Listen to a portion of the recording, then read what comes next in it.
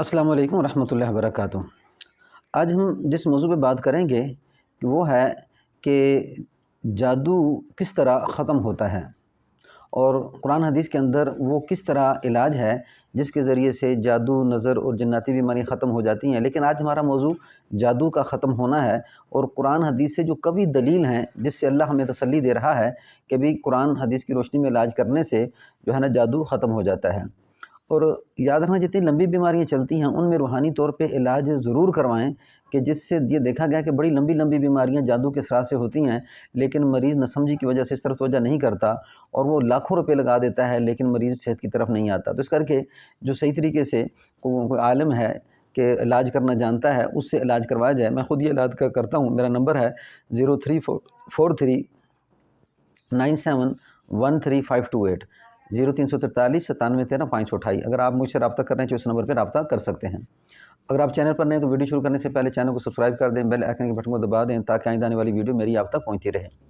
اب جادو کے علاج میں جو قرآن حدیث کے اندر چل رہا ہے اور پھر لوگوں کے اندر جو ناسمجھی چل رہی ہے وہ کیا ہے۔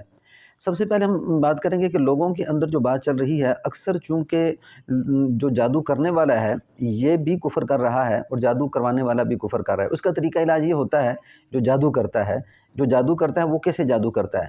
وہ کچھ چیزیں کسی زمین میں دفن کر دیتا ہے گرہیں ڈال کے، یا اسی طرح کسی چیز کا پتلا بنا کے جو ہے نا کسی زمین میں دفن کر دیا یا کسی پانی میں دفن کر دیا، اس طرح یعنی کہ جو زمین کے اندر جو چیزیں ہیں ان کو دفن کر دیا جاتا ہے جس سے جادو اثر کرتا ہے۔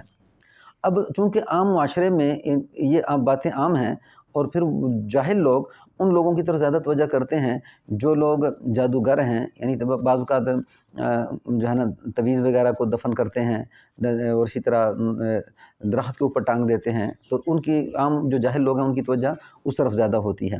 لیکن اس کا جو طریقہ علاج ہے قرآن حدیث کے اندر، اور اللہ نے خوب گارنٹی دے رکھی ہے کہ علاج کس طرح ہوتا ہے اور جادوگر کا جو جادو ہے وہ ختم ہو جاتا ہے۔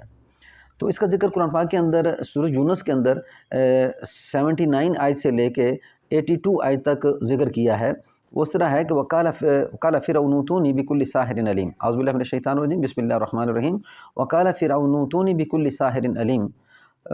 وَقَالَ فِرْعَوْنُ ائْتُونِي، کہا فرعون نے کہ لاؤ میرے پاس جادو جو علم میں خوب اچھے ہوں، بِكُلِّ سَاحِرٍ عَلِيمٍ یعنی خوب علم جاننے والے ہوں جادو کا۔ تو جب وہ جادو لے کے آئے جادوگر، تو وَقَالَ فِرْعَوْنُ ائْتُونِي بِكُلِّ سَاحِرٍ عَلِيمٍ فَلَمَّا جَاءَ السَّحَرَةُ، بس جب وہ جادو لے کے آئے، فَلَمَّا جَاءَ السَّحَرَةُ قَالَ لَهُم مُوسیٰ، تو موسیٰ نے کہا القوا ما انتم ملقون، جو تم نے ڈالنا اسے ڈال دو۔ تو انہوں نے اپنی لاٹھیاں اور اپنی اسی طرح جو رسیاں وغیرہ تھی وہ زمین پہ ڈالی تو وہ کیا بن چکی؟ سانپ بن چکی۔ تو سانپ بننے کے بعد فَأَوْجَسَ فِي نَفْسِهِ خِيفَةً موسیٰ، تو موسیٰ کے دل میں خوف پیدا ہوا۔ اب ذرا سوچیں کہ ایک پیغمبر کی شان بہت بلند ہے لیکن موسیٰ علیہ السلام بھی ڈر گئے۔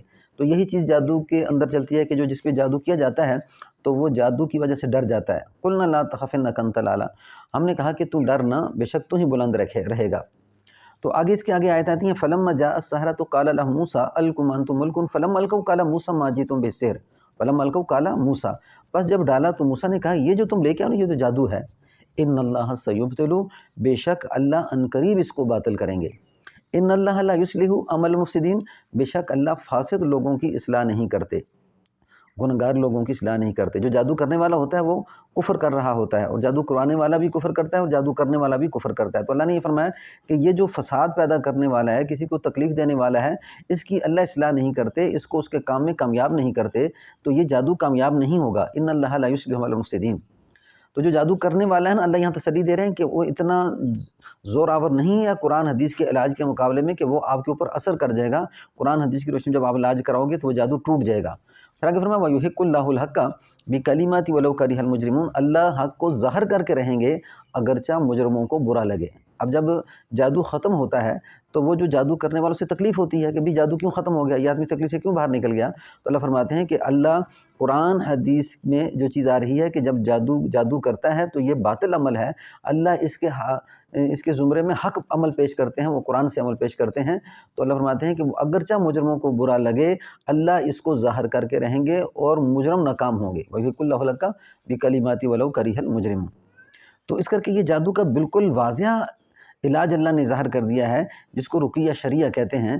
تو اس کو کرنا ہے، اور اس سے علاج یعنی کہ جو ایسا عالم ہو جو قرآن حدیث کی روشنی میں علاج کرنا جانتا ہو، اور پھر صحیح بعمل عامل ہو، اور جو ہے نا اس علاج کو کر رہا ہو، اور جو قرآن حدیث کے اندر علاج ہے تو اس سے آپ علاج کروائیں، اور اس سے علاج کروانے کے بعد الحمدللہ یہ جادو ختم ہو جاتا ہے۔ لیکن میں نے آپ کو تجربے کی بات بتائی کہ لمبی بیماریوں میں جادو کے اکثر جو ہے نا یہ بیماریاں ہوتی ہیں اور لمبی ہوتی ہیں، تو ان میں انتہائی ضروری طور پہ کہ انسان بہت بڑا خرچہ بھی کر دیتا ہے اور مریض ٹھیک نہیں ہوتا، تو فوراً روحانی علاج کی طرف توجہ کریں، تاکہ کیا ہو کہ مریض جلدی جو ہے نا بیماری سے نکل سکے۔ اگر جادو نہ بھی ہو لمبی بیماریوں میں، تو پھر بھی مریض کو الحمدللہ قرآنی علاج سے بہت بڑا فاقہ ہو جاتا ہے۔